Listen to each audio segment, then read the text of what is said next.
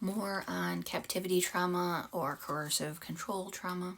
Methods of establishing control over another person are based on the systemic, repetitive infliction of psychological trauma.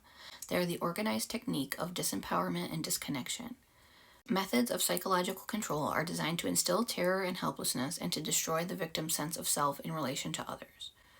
Although violence is a universal method of terror, the perpetrator may use violence infrequently as a last resort. It is not necessary to use violence often to keep the victim in a constant state of fear. The threat of death or serious harm is much more frequent than the actual resort to violence. Jumping down a little bit.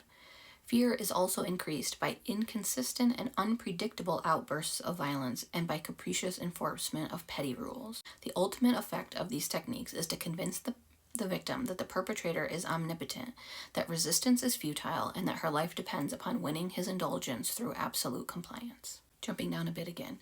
In addition to inducing fear, the perpetrator seeks to destroy the victim's sense of autonomy. This is achieved by scrutiny and control of the victim's body and bodily functions. The perpetrator supervises what the victim eats, when she sleeps, when she goes to the toilet, and what she wears. When the victim is deprived of food, sleep, or exercise, this control results in physical debilitation. But even when the victim's basic physical needs are adequately met, the result on bodily autonomy shames and demoralizes her. Jumping again.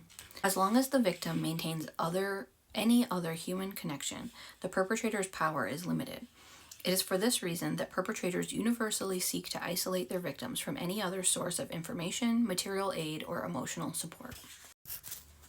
The stories of political prisoners are filled with accounts of their captors' attempts to prevent communication with the outside world and to convince them that their closest allies have forgotten or betrayed them.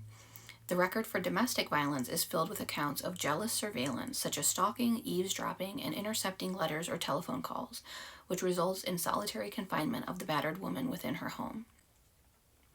Along with relentless accusations of infidelity, the batterer demands that his victim prove her loyalty to him by giving up her work and with it independent source of income, her friendships, and even ties with her family.